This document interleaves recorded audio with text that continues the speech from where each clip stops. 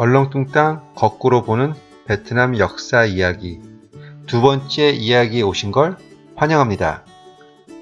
두 번째 이야기를 시작하기 전에 얼렁뚱땅 거꾸로 보는 베트남 역사 이야기는 진짜 얼렁뚱땅임을 공지합니다.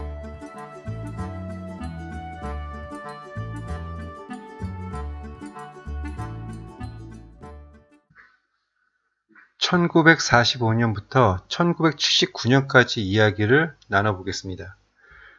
1945년 베트남, 한국 두 국가 모두 해방을 맞이하죠. 그리고 똑같이 분단도 맞이하게 됩니다. 그럼 베트남을 먼저 이야기해 볼게요. 1930년 호치민이 결성한 베트남 공산당과 1941년 결성된 비엔민은 프랑스의 식민지였던 프랑스령 인도차이나의 독립을 위해 무장투쟁을 하고 있었죠. 그리고 2차 대전 기간에는 일본 제국과 무장투쟁을 했고요. 미국은 일본에 대항하는 비엔민을 지원했다고 해요. 그런데 1945년 프랑스 측이 비엔민이 공산주의 조직이라고 문제를 제기하자 지원을 중단했다고 하네요. 프랑스가 미국 비엔민 저 공산주의고 좀 관계 있어. 그래? 그럼 이제 더 이상 지원 안 해. 이랬다는 거잖아요. 1945년 해방이 되었지만 베트남은 분단이 되었습니다. 그리고 긴 전쟁의 역사가 시작되죠. 전쟁 상대국도 프랑스, 미국, 중국. 세도 너무 센 국가들이에요. 베트남에서 일어난 프랑스, 미국, 중국과의 전쟁을 인도차이나 전쟁이라고 하죠. 그리고 우리에게 익숙한 베트남 전쟁은 미국이 참전했던 2차 인도차이나 전쟁에 해당이 됩니다. 그리고 통일 베트남이 같은 공산국가인 중국과 벌인 전쟁이 제3차 인도차이나 전쟁입니다. 그럼 1차부터 이야기해 볼게요. 호찌민은 1945년 9월 2일 일본이 항복 문서에 조인한 날에 맞추어 베트남 민주공화국을 세우고 독립을 선언합니다. 호치민은 베트남 민주공화국 설립 후 미국에 북쪽의 베트남 정권을 정식으로 승인해 줄 것을 요청하는 전문을 계속 보냈지만 미국으로부터 아무런 답을 받지 못했다고 합니다. 당연하죠. 프랑스가 비엔민 공산주의하고 관계했다고 미국이 지원도 끊었는데 직접적으로 공산주의인 호찌민이 전문을 보냈으니 당연히 대답할 리가 없었겠죠.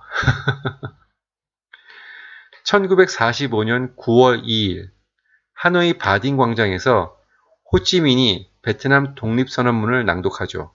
내용의 서문은 이렇습니다. 모든 사람은 평등하게 태어났다. 사람들은 모두 생명, 자유, 행복을 추구할 천부의 권리를 조물주로부터 부여받았다. 근데 왜 갑자기 건물주 생각이 나죠? 죄송합니다. 여러분, 바딩 광장 아시죠? 베트남 오시면 여행 필수 코스로 광장에서 뿌이 하고 한 컷, 그리고 호찌민의 영묘에서 스마일하고 한 컷, 이렇게 찍었던 곳이 바로 거기가 바딩 광장입니다. 남쪽에 사는 저도 딱 한 번 가봤어요. 한편으로 프랑스는 호치민의 베트남 독립을 인정하지 않고 따로 베트남국을 세웠다고 합니다. 결국 1945년 베트남 민주공화국과 프랑스 사이에서 제1차 인도차이나 전쟁이 일어나죠. 1954년 5월 디엔비엠프 전투에서 2개월에 걸친 치열한 격전 끝에 프랑스 정부군이 하노이 정부군에 항복하면서 끝이 납니다. 이 전쟁으로 인해 프랑스의 대인도차이나 정책은 철수로 완전히 굳어지게 되었고요. 이렇게 1차 전쟁은 끝이 납니다.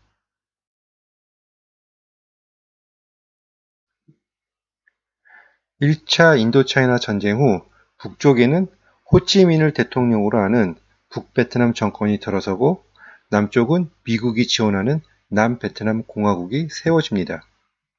그런데 프랑스가 전쟁에서 지면서 군대만 철수를 했다고 해요. 눈 가리고 아웅하는 거죠.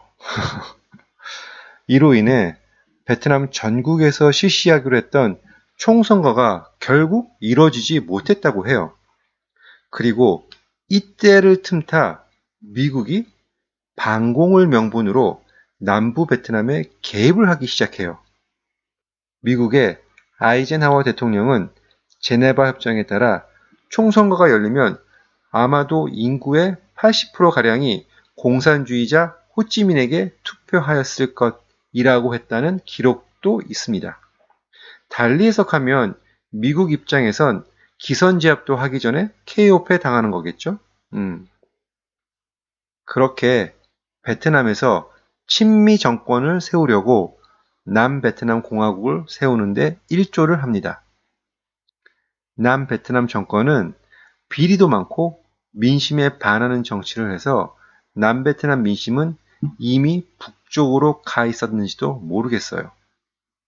그리고 남베트남에는 남베트남 민족해방전선이 있었습니다. 이 단체는 남베트남에서 자발적으로 활동한 공산주의 세력이었다고 해요. 자발적으로 활동한.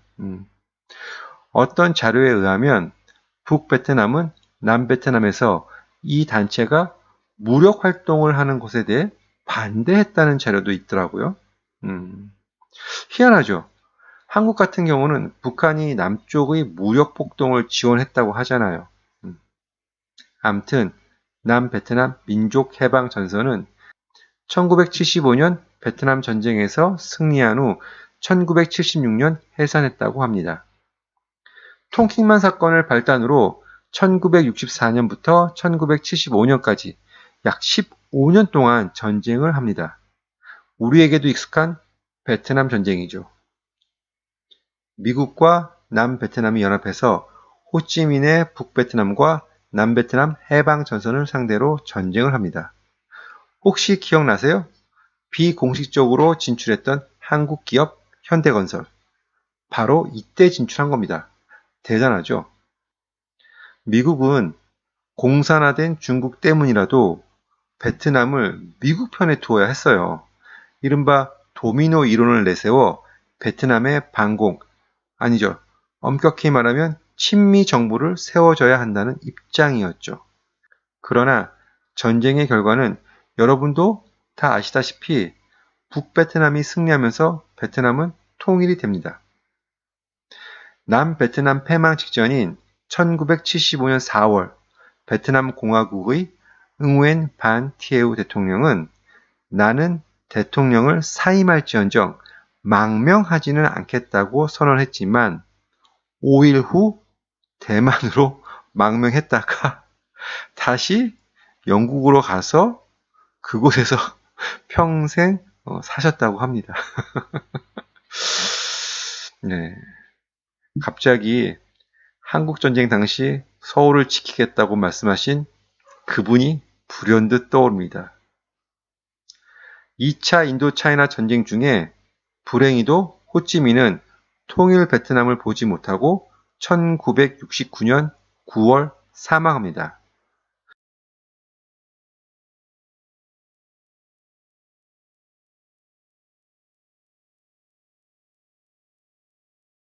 여러분, 혹시 아세요?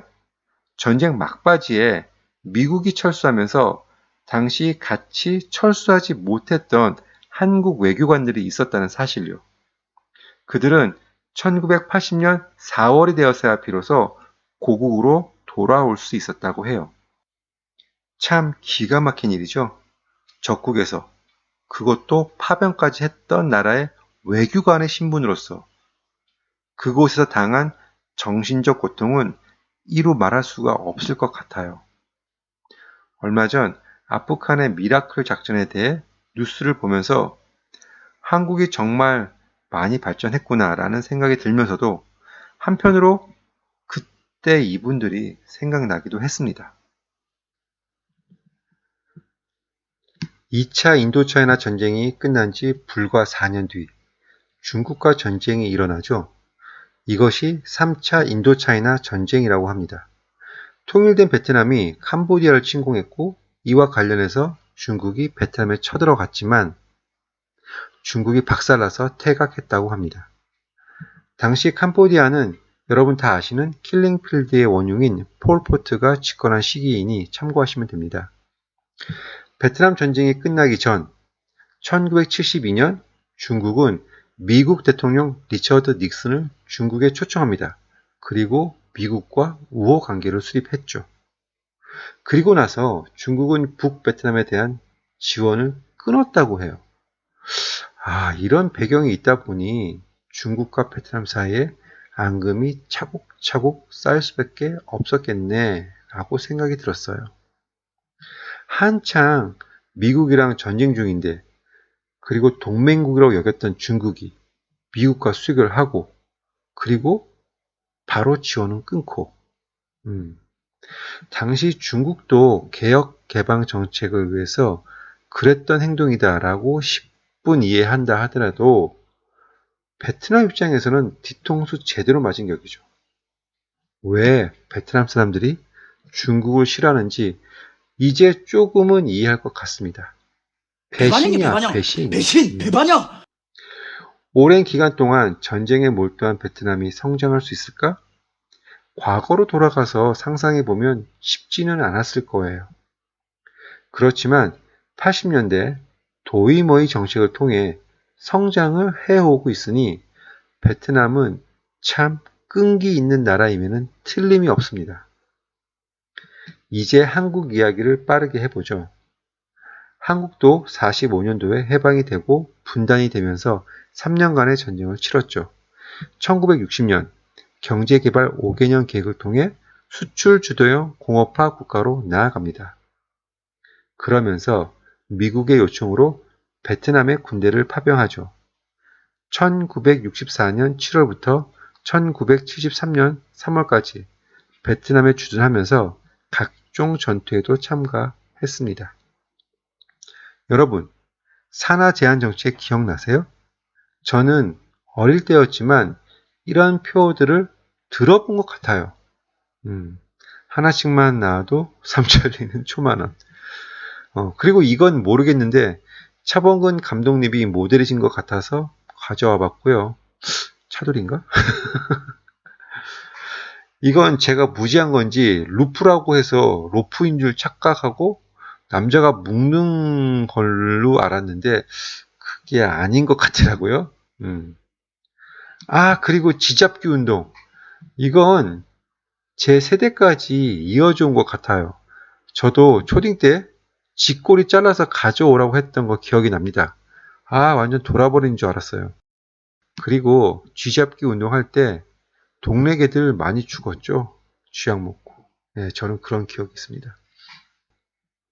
여러분, 베트남 현대사에서 호찌민과 동급인 보구엔 지압이라는 분을 소개시켜 드릴게요.